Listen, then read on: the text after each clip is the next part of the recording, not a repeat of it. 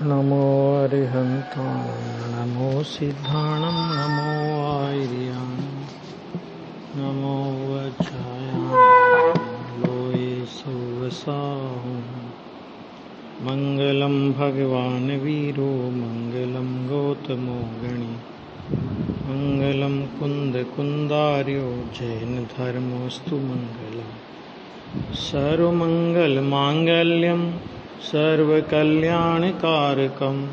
प्रधानं सर्वधर्माणां जैनं जयतु शासनं जैनं जयतु शासनं सर्वव्यापैकचिद्रूप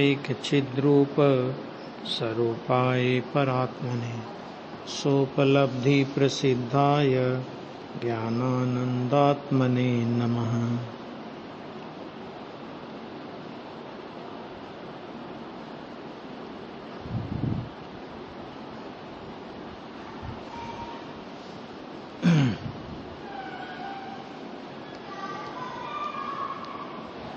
प्रवचन सार की 172 नंबर की गाथा। अलिंग ग्रहण के बोल में उपयोग लक्षण और आत्मा लक्ष्य, ऐसे लक्ष्य लक्षण लक्ष्य पर से 5 बोल का सार। इन्हें जो ये 7 से लगा करके 11 नंबर के बोल है, 11 नंबर का बोल 7 से 11, ये सब उपयोग के बोल हैं। तो इन उपयोग के 5 बोलों में क्या बात आ गई है, इसको एक बार फिर से थोड़ा रिपीट करते हैं कि आत्मा द्रव्य है और उपयोग उसकी पर्याय है। एक बात, आत्मा को कहा द्रव्य तो उपयोग क्या हो गया, उसकी पर्याय। अथवा आत्मा लक्ष्य है और उपयोग उसका लक्षण है ना। ठीक है, 2 लक्षण के बिना लक्ष्य नहीं हो सकता। माने कोई पदार्थ तो है लेकिन उसका कोई लक्षण नहीं है, तो ऐसा कोई पदार्थ ही नहीं हो सकता कि जिसका कोई लक्षण नहीं होवे। और लक्ष्य के बिना लक्षण नहीं हो सकता। माने लक्ष्य नहीं हो और लक्षण है, भाई किसका लक्षण है? कोई पदार्थ होगा उसी का लक्षण है ना। तो लक्ष्य के बिना लक्षण नहीं और लक्षण के बिना लक्ष्य नहीं। आत्मा पहचानने योग्य पदार्थ वो क्या है? लक्ष्य है। और उपयोग उसका लक्षण है जिससे आत्मा पहचाना जा सकता है। ठीक है, अब ये देखो उपयोग के जो बोल आए इसमें बहुत एक एक बोल में बहुत गंभीरता है, लेकिन सवाल यह है कि बहुत जिज्ञासु वृत्ति से सुनने की का विषय है ये, और वो यहां दिखाई नहीं देती किसी में। मुझे सच्चाई ये है ना। तो फिर उतना क्या बोले, देखो। और उसमें आचार्य देव जो कह रहे हैं वो जरा देखिए, थोड़ा गंभीरता से है, समझने जैसा। 7वें बोल में उपयोग नामक लक्षण लक्ष्य ऐसे आत्मा का ही अवलंबन करता है। एक पॉइंट, पहला पॉइंट आया था शुरू में, याद रखना। अतः उसे पर पदार्थ का अवलंबन नहीं है। ये 7वें नंबर के बोल में पर पदार्थ के अवलंबन का निषेध किया था। फिर 8वें बोल में कहा कि 8वें बोल में उपयोग नामक लक्षण लक्ष्य ऐसे आत्मा में से आता है। ये 8वें नंबर के बोल में कहा था, यानी ज्ञान पर पदार्थों में से नहीं आता। फिर 9वें नंबर के बोल में यह बात आई थी कि उपयोग नामक लक्षण लक्ष्य ऐसे आत्मा का ही आश्रय करता है, अतः ज्ञान पर के द्वारा हरण नहीं किया जा सकता। यह आया था, तो मेरे उपयोग का कोई हरण नहीं कर सकता। उसके बाद 10वें बोल में उपयोग नामक लक्षण लक्ष्य ऐसे आत्मा में ही एकाग्र होता है, पर पदार्थों में एकाग्र नहीं होता, इसलिए उसमें मलिनता नहीं है। और 11वें बोल में यह बात आई थी कि उपयोग नामक लक्षण लक्ष्य ऐसे आत्मा को ही ग्रहण करता है, परंतु पर पदार्थ कर्म आदि का ग्रहण नहीं करता है, अतः यह असंयुक्त है। पक्का? यहां तक चर्चा हुई थी 11 बोल में। अब गुरुदेव श्री बोलते हैं कि इस 11वें बोल में अलिंग ग्रहण का अर्थ इस प्रकार है। अ माने नहीं, लिंग माने उपयोग, ग्रहण माने पौद्गलिक कर्म का, अर्थात उपयोग को पौद्गलिक कर्म का ग्रहण नहीं होता, अतः आत्मा द्रव्य कर्म से असंयुक्त है ना। ये बात आ गई 11वें नंबर के बोल तक। अब 12वें नंबर के बोल में आगे आएगा। देखो, इस प्रकार ज्ञान उपयोग भी ज्ञेय है। वह ज्ञेय पुद्गल कर्म को ग्रहण नहीं करता है। किसको ग्रहण नहीं करता? पुद्गल कर्म को, जिससे उपयोग लक्षण युक्त आत्मा भी पुद्गल कर्म को ग्रहण नहीं करता है। ऐसा तेरा स्वज्ञेय जिस प्रकार है उस प्रकार तू जान, ऐसा आचार्य भगवान आदेश देते हैं। उपदेश नहीं देते, सीधा सीधा क्या देते?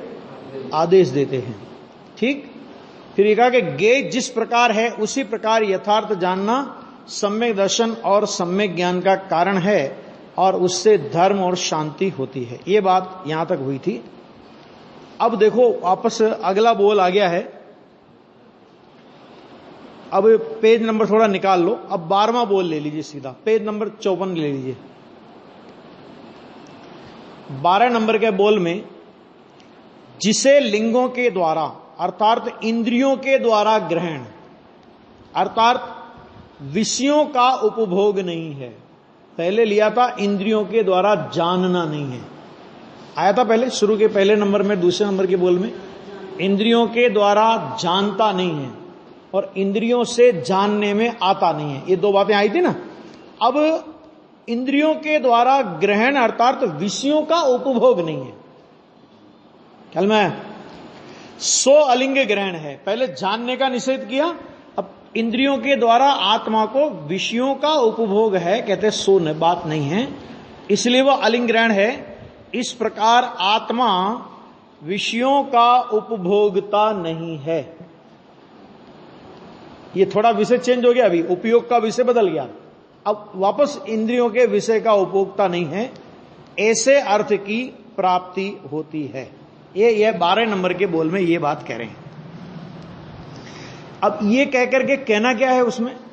आत्मा इन विषयों का भोक्ता नहीं है, ये कहकर के कहना क्या है? तो उसका हेडिंग बहुत अच्छा दिया, देखिए। तो आत्मा विषयों का भोक्ता नहीं है, परंतु स्व का भोक्ता है, अर्थात अपने ज्ञान और आनंद को ही वो तो भोगता है, विषयों को आत्मा भोगता नहीं है। ऐसे स्वज्ञेय को तू जान। तो आत्मा चैतन्य माने ज्ञाता दृष्टा स्वभावी है, उसमें शांति और आनंद का सद्भाव है। शरीर इंद्रियां, शरीर, लड्डू, रोटी, दाल, भात, शाक आदि पदार्थ जड़ हैं। ये सब पदार्थ क्या हैं? ये सब पदार्थ जड़ हैं। उनमें स्पर्श रस गंध वर्ण है, वे आत्मा से पर हैं। इतनी बात हो गई कि ये सब पदार्थ जड़ हैं, एक बात। इनमें स्पर्श रस गंध वर्ण है, दूसरी बात। और वे आत्मा से पर हैं, ये हो गया तीसरी बात।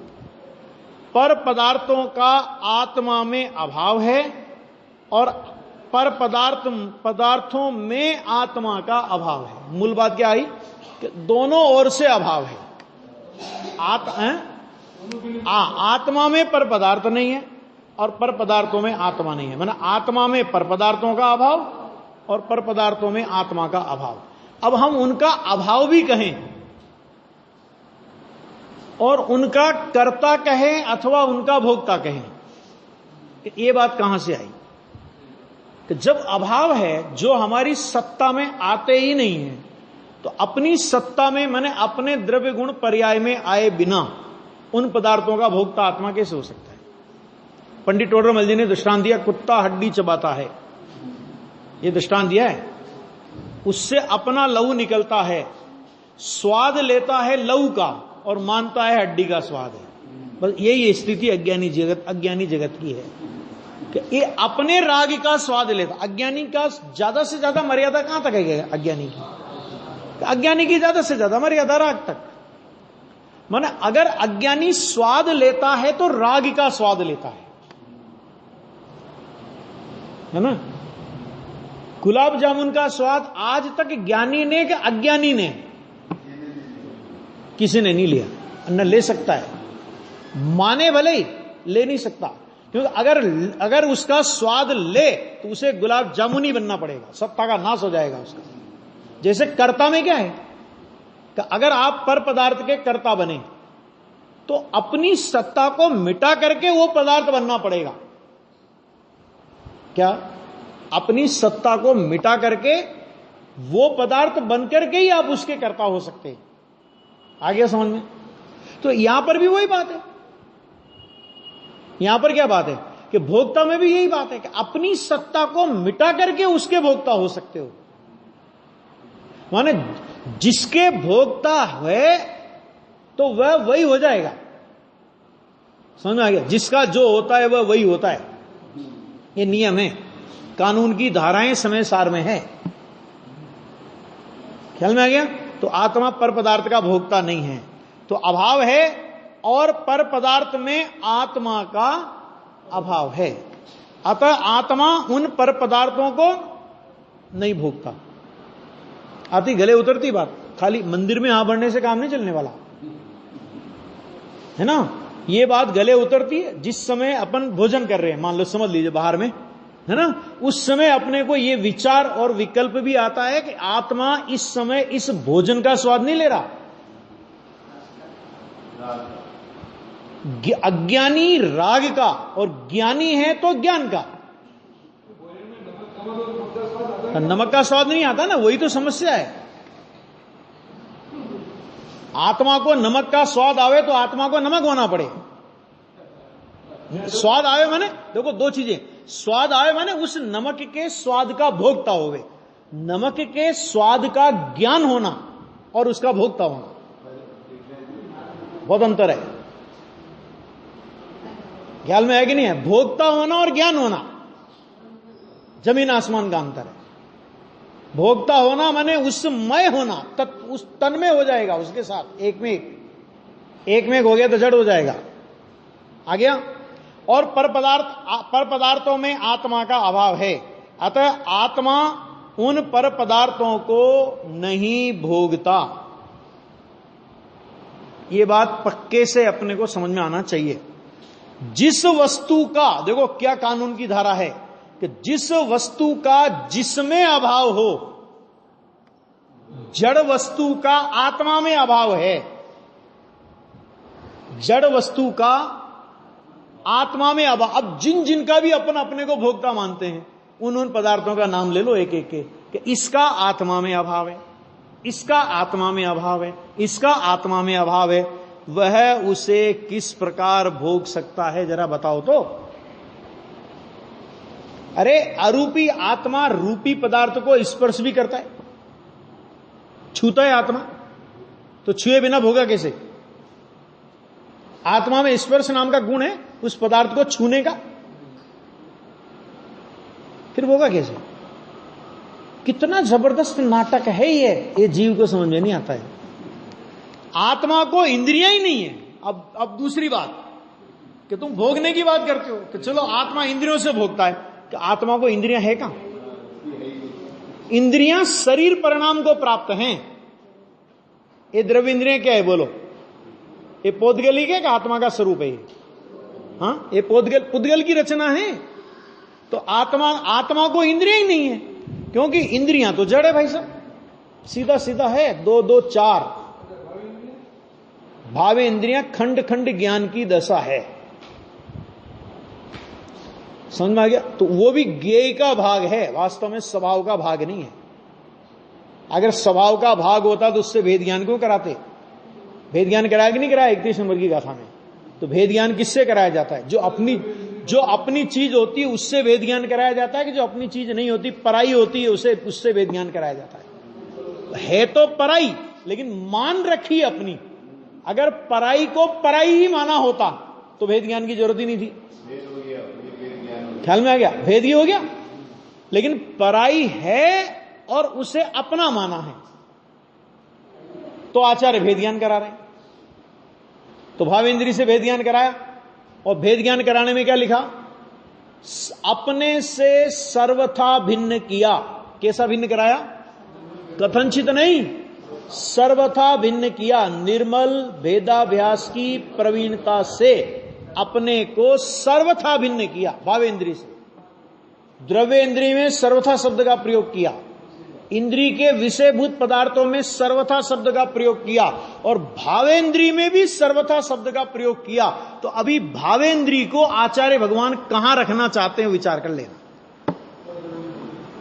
समझ में आ गया? कि पर द्रव्य में गेय के खाते में रखना चाहते हैं ना, उसको आत्मा के खाते में कहां रखना चाहते हैं, है ना? मैंने एक दिन कहा था, लालचंद भाई एक बहुत अच्छी बात कहते थे, पंडित लालचंद भाई बाबू अपने जो राजकोट वाले थे, वो कहते हैं कि मोह राजा ने इंद्रिय ज्ञान का नाम ज्ञान रखा है। ये नाम किसका है? कि मोह राजा का। कि मोह के छिपने के ठिकाने बहुत हैं, तो उसका अंतिम ठिकाना है ये क्या? कि इंद्रिय ज्ञान है। ये मोह राजा का अंतिम ठिकाना है। और जहां ये बात हमारे ख्याल में आ जाए कि वास्तव में इंद्रिय ज्ञान वो ज्ञेय का भेद है, वास्तव में ज्ञान का भेद ही नहीं है, वो ज्ञान का स्वरूप ही नहीं है। क्योंकि ज्ञान ज्ञेय को जानने में कोई टर्म्स एंड कंडीशन नहीं होती उसकी, और इंद्रिय ज्ञान में वो चीज है, स्पर्शन इंद्रिय भावेंद्री वो स्पर्श को जान सकती है,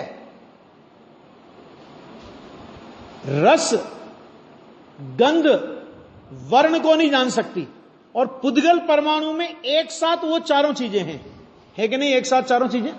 तो जब ज्ञेय में एक साथ चारों चीजें हैं और ज्ञान में एक साथ चारों को जानने की सामर्थ्य है। क्यों?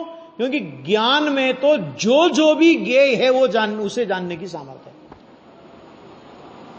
तो ज्ञेय में वो चारों हैं और ज्ञान में चारों को जानने की सामर्थ्य है। लेकिन इंद्रिय ज्ञान में कंडीशन है। इंद्रिय ज्ञान कहता है जी स्पर्श, इंद्रिय ज्ञान कहता है मैं तो स्पर्श को जानता हूं, रस गंध वर्ण को नहीं जानता। रसन भाव इंद्रिय कहेगी मैं रस को जानता हूं। उसने ज्ञेय के भी टुकड़े किए और ज्ञान के भी टुकड़े किए, ज्ञान को खंड खंड कर दिया, खंड खंड बतलाया ज्ञान को। तो जैसा इंद्रिय ज्ञान ज्ञान को प्रसिद्ध कर रहा है खंड खंड रूप से, क्या ज्ञान का वो स्वरूप है? क्या एक ज्ञेय में टुकड़े करके जानना ये ज्ञान इसी को जानेगा, ये ज्ञान स्पर्श को ही जानेगा, ये ज्ञान का स्वरूप ही नहीं हो सकता। ज्ञान का स्वरूप क्या है? कि ज्ञान का स्वरूप यह है कि जो भी ज्ञेय होगा ज्ञान उसे जानेगा। नहीं जानने का कोई ज्ञान में सवाल ही नहीं है। वो अलग बात है कि जानने की अपनी प्रक्रिया से ज्ञान जानेगा, लेकिन जानेगा ना, क्योंकि उसका जानना स्वभाव है और ज्ञेय का जानने में आना स्वभाव है। तो ज्ञेय जानने में आने से मना नहीं कर सकते और ज्ञान जानने से मना नहीं कर सकता। ज्ञान जानने से मना करे, यानी ज्ञान ज्ञेय को नहीं जाने तो उस ज्ञान का ज्ञानत्व तो क्या, और ज्ञेय जानने में नहीं आवे तो उस ज्ञेय का ज्ञेयत्व तो क्या। और दोनों एक दूसरे में आते नहीं, एक दूसरे में दोनों का प्रवेश नहीं, लेकिन अपनी जानने की प्रक्रिया से ज्ञान उसको जान लेता है। उसी को ज्ञान में ज्ञेय का आना कहते हैं और उसी को ज्ञान में ज्ञेय का नहीं आना कहते। जिस नाम से कहना हो, शून्य नए और अशून्य नए, जिस नाम से कहना हो, ज्ञान को सर्वगत कहना हो तो कह दो, ज्ञान को आत्मगत कहना हो तो कह दो। सर्वगत भी कहा, क्यों? क्योंकि सारे ज्ञेय ज्ञान में जानने में आते हैं, तो जानने की अपेक्षा से सर्वगत। और ज्ञान अपने असंख्यात प्रदेशों को छोड़ करके कहीं बाहर जाता नहीं, इस अपेक्षा से आत्मगत। आत्मगत रह करके भी सर्वगत है और सर्वगत होकर के भी आत्मगत ही है। ये ज्ञान की प्रक्रिया है। इंद्रिय ज्ञान में ज्ञान का ये स्वरूप पाया जाता है क्या? भाई देखो, किसी भी चीज को नक्की करोगे आप, कैसे नक्की करोगे? उसके लक्षण से ही तो नक्की करोगे। किसी भी पदार्थ को, ये पदार्थ का ये स्वरूप है, तो वो स्वरूप जानने के लिए आप क्या करोगे? उसका लक्षण। तो ज्ञान का लक्षण क्या है? कि स्वपर प्रकाशक। पहला ज्ञान का लक्षण। हम कह रहे ज्ञान का लक्षण बोलो कि स्वपर प्रकाशक। तो चलो इंद्रिय ज्ञान में स्वपर प्रकाशक बना घटित करो। अगर इंद्रिय ज्ञान है ना, ज्ञान है ना वो, तो ज्ञान का लक्षण उसमें घटना चाहिए कि नहीं? नहीं घटित होना चाहिए। तो ज्ञान में, अगर इंद्रिय ज्ञान में अगर ज्ञान का स्वपर प्रकाशक बना लक्षण घटित नहीं होता तो हम उसे ज्ञान कैसे कहेंगे? इसलिए वो ज्ञेय का भेद है, ज्ञान का भेद नहीं है। समझ आ गया है ना? इंद्रियों के माध्यम से अज्ञानी समझता है मेरे को ज्ञान बढ़ा, और ज्ञानी कहते हैं ज्ञेय बढ़ा। अपन क्या साहब, हमने पहले समय सार नहीं पढ़ा था, अभी हमने समय सार पढ़ लिया, प्रवचन सार पढ़ लिया, नियम सार पढ़ लिया, ये पढ़ लिया, वो पढ़ लिया, है ना? ये सब हमने पढ़ लिया, बहुत ज्ञान हमारा बढ़ गया। पहले कुछ नहीं समझते थे, अब हमारा बहुत ज्ञान बढ़ गया। अज्ञानी ज्ञेय में ज्ञान मानता है, और ज्ञानी कहते हैं ज्ञान नहीं बढ़ा, तेरा ज्ञेय बढ़ा है। इतना अंतर है। क्योंकि ज्ञान बढ़ना, ज्ञान तो कहते ही उसे हैं जिसमें स्व का प्रकाशन हो, पहले स्व पर प्रकाशक आ गया। तो आत्मा को इंद्रियां ही नहीं है, क्योंकि इंद्रियां तो क्या है भैया? जड़ है। आ गया? स्पर्श रसगंध वर्ण का पिंड है, अतः उनके द्वारा आत्मा विषयों को भोगता है, यह बात छूट है। ये अपने समय सार की 49 नंबर की गाथा में जो अरस वगैरह का बोल हैं, एक एक बोल में 6-6 बोल आचार्य ने लिए। मैंने ये बात उस दिन अपन ने जब शुरू की थी 172 गाथा, तब अरस का बोल पढ़ करके आपको बताया था कि परमार्थ से पुद्गल द्रव्य का स्वामित्व भी आत्मा के नहीं होने से आत्मा द्रव्य इंद्रिय के माध्यम से भी रस नहीं चखता, इसलिए अरस है। क्यों नहीं चखता द्रव्य इंद्रिय के माध्यम? कि उसका मालिक है क्या वो? आत्मा द्रव्य इंद्रिय का उपयोग कैसे करेगा? मालिक है उसका क्या? तो उन्होंने कहा कि भाव इंद्रिय से। तो उन्होंने कहा कि आत्मा के स्वभाव की ओर से देखा जाए तो क्षयोपम रूप भावेंद्रिय का भी भगवान आत्मा में अभाव है। ये सब लिया था। बहुत गहरी बातें हैं। देखो, तथा इंद्रिय की ओर झुककर, अब देखना ध्यान से सुनना, कि इंद्रियों की ओर झुककर विषय भोगने का भाव होता है, वह आश्रव बंध तत्व है।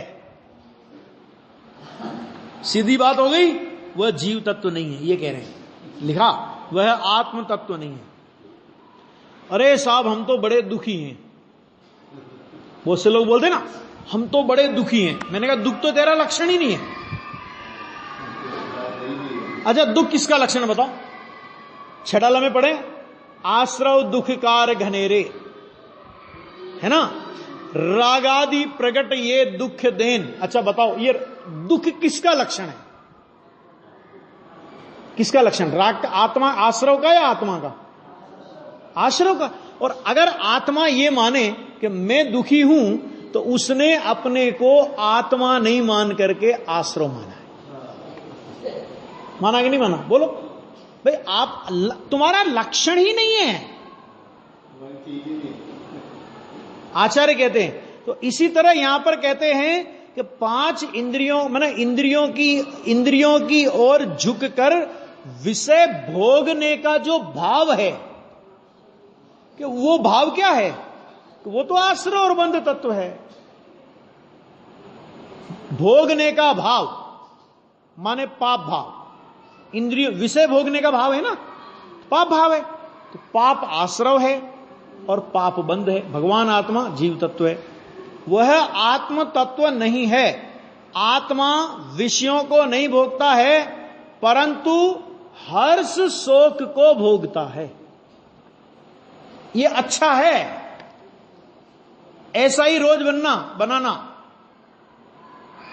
ऐसा किसने बनाया? खबरदार, आज के बाद ऐसा बनाया तो समझ आ गया कि बस अपने इन हर्ष और शोक के परिणाम का भोगता आत्मा है। वो भी अज्ञानी।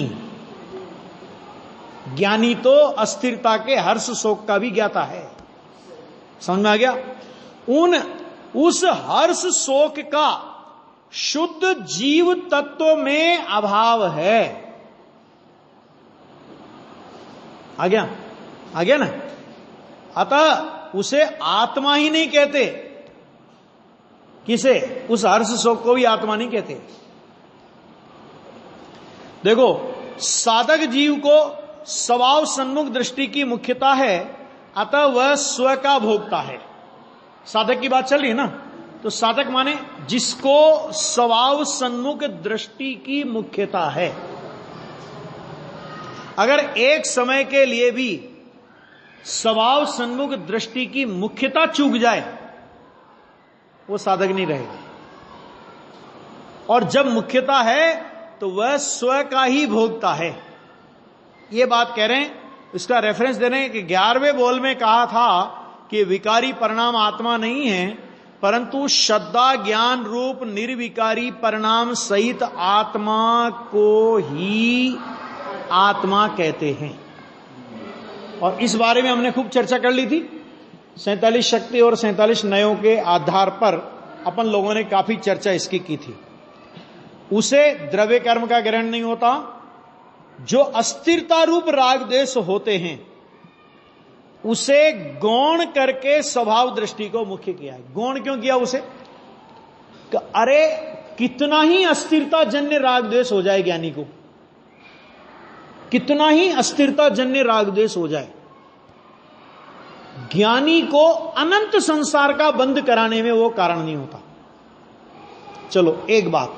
अभी दूसरी बात कि ज्ञानी जीव होता है ना, ज्ञानी जीव, तो ज्ञानी जीव को कदाचित पर्याय में अशुभ भाव भी हो। ख्याल में आ गया? पर्याय में क्या हो? अशुभ भाव भी हो। और उस समय आयु के त्रिभाग का काल आवे, आयु बंध के त्रिभाग का काल आवे। ज्ञानी को उस अशुभ परिणाम के समय आगामी भव की आयु का बंध नहीं होगा। अज्ञानी को नहीं होगा, नहीं सॉरी, ज्ञानी को नहीं होगा, अज्ञानी को तो हो जाएगा। ज्ञानी को अशुभ भाव के काल में कभी भी आगामी आयु का बंध नहीं होगा। अस्थिरता जन्य राग द्वेष तो क्यों अपन ये समझते हैं कि ज्ञानी को छूट मिल गई, इसका मतलब ये कह रहे छूट नहीं है। प्रकृतिगत ऐसा स्वभाव है कि ज्ञानी को मर करके तिर्यंश गति में नहीं जाना, ज्ञानी को मर करके नरक गति में नहीं जाना। पहले आयु बंध गई हो उसकी बात गौण कर देना। ज्ञानी को मर करके मनुष्य पर्याय में से मनुष्य नहीं होना, अन्य पर्याय में से मनुष्य होगा। यानी सीधी एक ही गति है उसकी, देव गति। और देव गति की आयु का बंध कौन से भाव के काल में होगा? तो अशुभ भाव के काल में तो आयु कर्म अपना रास्ता बदल करके निकल जाता है।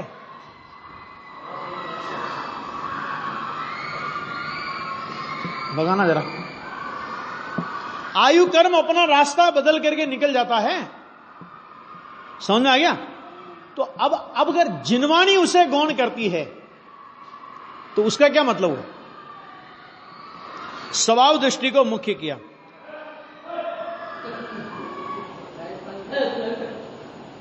जो स्वभाव की ओर झुकता है उसे कर्म बंध नहीं है। क्या कहा? स्वभाव की ओर झुकता है।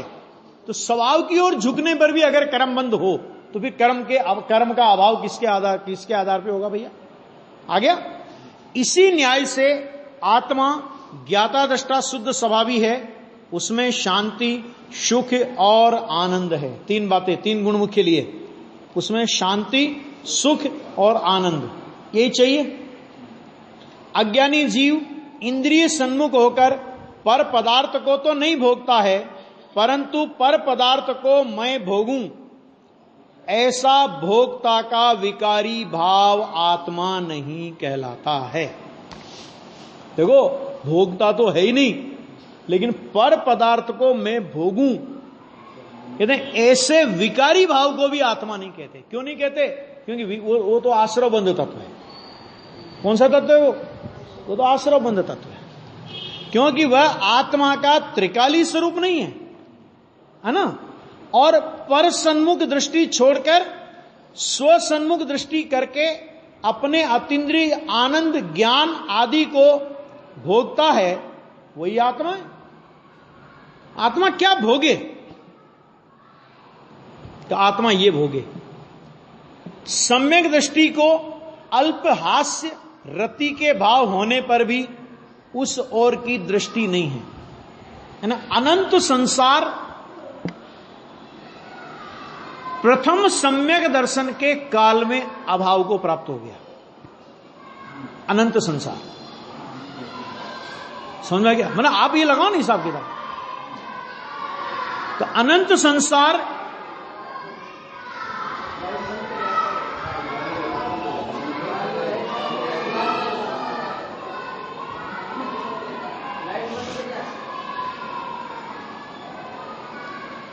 देखो, सम्यक दृष्टि को अल्प हास्य रति के भाव होने पर भी उस ओर की दृष्टि नहीं है, मन वहां से भेद ज्ञान हो गया ना उसको तो, परंतु स्वभाव सन्मुख रहते हुए अपने ज्ञान सुखादि के भाव को भोगने की ही दृष्टि मुख्य रूप से होती है।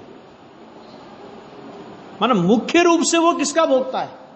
अरे कदाचित अस्थिरता की अपेक्षा से ये बोल भी दे, जिनवाणी में भी बोल दे, अस्थिरता का जितना परिणाम है उसका कर्ता भोक्ता एक नए से ज्ञानी को कह भी दिया जाए तो भी वो गौण कथन है। समझ में आ गया? क्यों गौण कथन है? कि जब ज्ञानी ने ही उसे गौण कर दिया तो हम उसे मुख्य करने वाले कौन होते हैं? आगे समझ में क्या कहा? कि ज्ञानी ने जिन भावों को खुद गौण कर दिया, ज्ञानी ने जिन भावों से खुद अपनापन तोड़ दिया, हम उन भावों से ज्ञानी की पहचान करावे। ज्ञानी की पहचान शुभ भाव से करावें, अशुभ भाव की बात तो छोड़ो, लेकिन ज्ञानी की पहचान शुभ भाव से करावें। इसमें हम ज्ञानी का गौरव बढ़ाते नहीं हैं, ज्ञानी का गौरव घटाते हैं। क्यों? क्योंकि हमने दोष से ज्ञानी की पहचान कराई। ज्ञानी शुभ भाव को क्या मानता है? दोष मानता है कि गुण मानता है? दोष मानता है, और हम दोष से ज्ञानी की पहचान कराते हैं। पंडित टोडरमल जी ने यही तो लिखा, सच्चे गुरु के स्वरूप में आप पढ़ो। सच्चे गुरु मैंने गुरु भक्ति का अन्यथा रूप वाला प्रकरण आया तो उसमें पंडित जी साहब ने लिखा है कि मुनिराज की बाह्य मूल गुणादि के आधार पर, अहिंसा के आधार पर, दया के आधार पर, इसके आधार पर पहचान कराता है। कहते तेरे को अभी सच्चे गुरु का स्वरूप ही पता नहीं है। क्यों नहीं है भाई? कि भैया ये जो तू लक्षण बता रहा है कि वे 28 मूल गुण का पालन करते हैं, वो दया पालते हैं, वो ऐसा करते हैं, वो वैसा करते हैं, कि इसमें तो अतिव्याप्ति दोष आता है। कि कैसे अतिव्याप्ति दोष आता है? कि जो अंतरंग में मुनि नहीं होते उनके भी ये पाए जा सकते हैं, द्रव्यलिंगी को नहीं होते। बोलो द्रव्यलिंगी मुनि है कि नहीं है? कि नहीं है। तो नहीं होने पर भी उसको 28 मूल गुणादि का निरतिचार पालन है कि नहीं है? अब 28 मूल गुणादि से अगर हम मुनि की पहचान करेंगे, ध्यान से सुनना, कि 28 मूल गुणादि से यदि हम मुनि की पहचान करेंगे तो द्रव्यलिंगी को भी मुनि मानना पड़ेगा। एक बात। और जो जिनको वो दोष मान रहे हैं, जिनको वो मजबूरी मान रहे हैं, जिनको वो अपवाद मान रहे हैं, हमने उन दोष से उनकी पहचान कराई। अतः वह विकारी भाव का भोक्ता नहीं होता है। ऐसे भाव की श्रद्धा करना उसका नाम क्या है? तो उसका नाम है धर्म, है ना। ये एक बहुत मार्मिक बिंदु है। देखो अभी बस ये हो गया। वैसे तो आगे आएगा कि चैतन्य शांत अमृत की मिठाई छोड़कर पुण्य का भोग भिखारी की भांति झूठन खाने के समान है।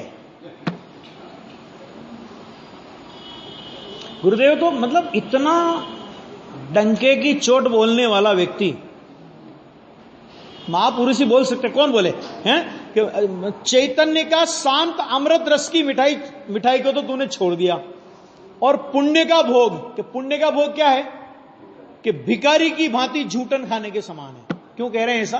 कि ये बताओ कि पुण्य के उदय से जो अनुकूल संयोग हमें मिले अथवा जो अनुकूल संयोग हमें मिलेंगे, ये बताओ कि पुद्गल परावर्तन, द्रव्य क्षेत्र काल भव और भाव परावर्तन है कि नहीं? तो पंच परावर्तन में द्रव्य परावर्तन अर्थात पुद्गल परावर्तन, द्रव्य परावर्तन का दूसरा नाम पुद्गल परावर्तन भी है, कि अनंत पुद्गल परावर्तन में ऐसा कौन सा पुद्गल है कि जिसको हमने संयोग रूप से ग्रहण नहीं किया हो। लौकिक भाषा में जिसे भोगना कहते हैं तो नहीं भोगा हो, जिसे लौकिक भाषा में, और उसी में फिर अपन एकत्व करते हैं तो कहते हैं कि वो तो भोगे हुए को भोगना है, माने उच्छिष्ट का खाना है वो तो। ये परमात्म प्रकाश में लिखा, गुरुदेव तो बोल ही रहे। बस गुरुदेव में इतनी दम है कि और लोग पढ़ लेते हैं लेकिन ऐसी कड़क कड़क बातें बोलते नहीं है। पढ़ तो लेते हैं, शास्त्र में लिखी है तो पढ़नी तो पड़ेगी, बोलते नहीं है। गुरुदेव डंके की चोट बोलते हैं, है ना। ऐसे ही देखो, एक विवाद उठा था, गुरुदेव श्री ने पुण्य को विष्ठा की उपमा दी थी। अब उसमें बहुत बवाल मचा, सारी समाज में विरोधियों ने, सबने बहुत बवाल मचाया, ये तो पुण्य को विष्ठा कहते हैं। गुरुदेव ने कहा हम तो विष्ठा ही कह रहे हैं, लेकिन कुंद ने तो जहर कहा है। क्या कहा? एक।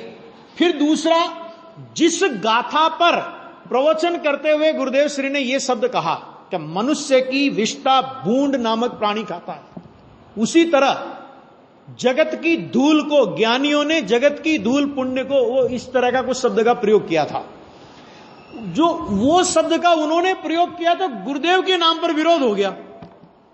और सहजानंद वर्णी का नाम आपने सुना होगा, सुने, जो हूं स्वतंत्र निश्चल निष्काम ज्ञाता दृष्टा आत्म राम, है ना, सुल्लक सहजानंद जी वर्णी। तो उन्होंने समय सार की 12 गाथा तक की एक भाष्य लिखा है। समय सार की 12 गाथा तक उन्होंने एक भाष्य लिखा, उसका नाम है समय सार भाष्यम। और जिस गाथा पर गुरुदेव श्री ने प्रवचन करते हुए यह उदाहरण दिया, पुण्य को विष्ठा का उदाहरण दिया, उससे उसकी तुलना की, सहजानंद वर्णी ने उस समय सार की भाष्य में 4 नंबर की गाथा में बिल्कुल डिप्टू ये का ये शब्द और ये का ये प्रयोग किया उन्होंने। मैंने बहुत से उछल कूद करने वालों को बताया, मैंने कहा सहजानंद जी को तो मानते होंगे ना आप लोग? हाँ, सहजानंद जी में हमें कोई तकलीफ नहीं। मैं कहा लो, तुम्हारे सहजानंद जी क्या लिख रहे हैं?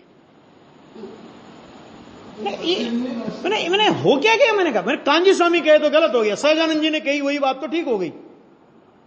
तुमको जिनवाणी का निर्णय है या किसी व्यक्ति विशेष पे तुम जाते हो कि ये व्यक्ति कहेगा, तो इसको झूठा बताने के लिए मैंने इनकी दोनों आंखें फोड़ने के लिए मैं अपनी एक आंख फोड़ लूंगा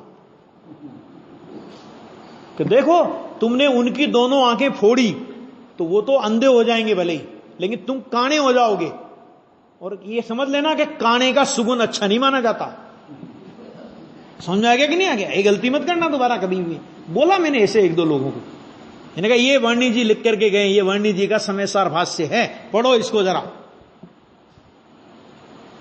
क्योंकि विकार है, मल कहो, और मल कह दिया तो ठीक है। काग बीट सम गिनत है सम्यक दृष्टि लोग। इंदौर के कांच के मंदिर में लिखा ना, चक्रवर्ती की संपदा इंद्र सरी के भोग, इससे ज्यादा पुण्य का उदय है कोई? चक्रवर्ती की संपदा से ज्यादा पुण्य का उदय नरेंद्र जी है किसी गति में? मनुष्य गति में चक्रवर्ती से ज्यादा पुण्य का उदय नहीं हो सकता। तीर्थंकर को गौण कर देना। और देव गति में इंद्र से ज्यादा भोगो, ऐसा पुण्य का उदय नहीं हो सकता। और उन दोनों के लिए उन्होंने लिखा काग बीट समगिनत है। अरे कबूतर की पीठ भी नहीं कहा, क्योंकि कबूतर की पीठ दवा में काम आती है, कौवे की पीठ किसी काम नहीं आती। समझो वस्तु स्वरूप क्या है, समझ में आ गया? शेष चर्चा कल।